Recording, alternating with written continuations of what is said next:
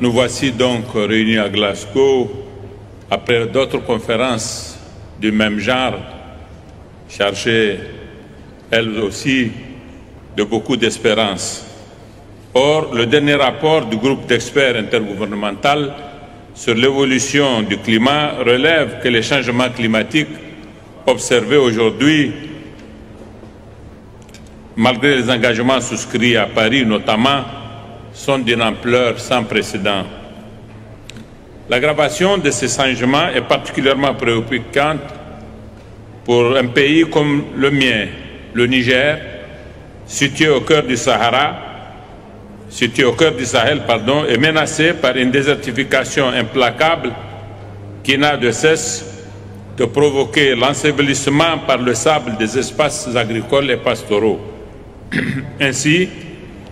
les populations pastorales se voient-elles contraintes de se déplacer toujours vers le sud et de disputer aux communautés du cru des ressources naturelles vouées par ailleurs depuis longtemps à un processus d'aménagement inexorable, victime en cela justement du changement climatique. Victime du changement climatique qui se traduit par des sécheresses récurrentes et par, paradoxalement, ces dernières années, des inondations tout à fait destructrices. Mesdames et messieurs, le phénomène du terrorisme à l'œuvre actuellement au Sahel, loin de relever d'une génération spontanée accidentelle, a partie grandement liée avec le changement climatique, lequel,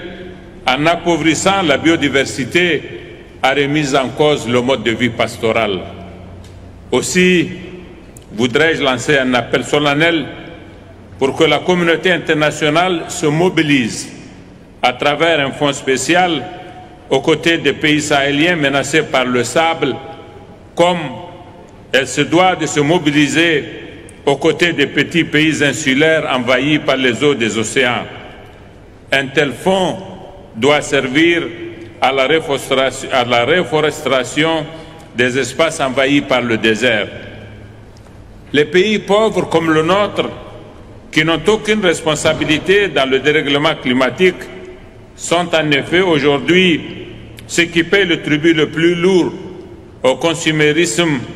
promu par un modèle de développement qui a fait très peu de cas des peuples et des générations futures. Mesdames et messieurs, je voudrais, pour terminer mon propos, réitérer notre soutien à la position commune africaine sur le changement climatique et lancer un appel aux pays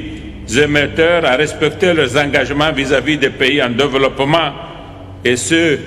par une définition très claire des mécanismes de mise en œuvre de l'accord de Paris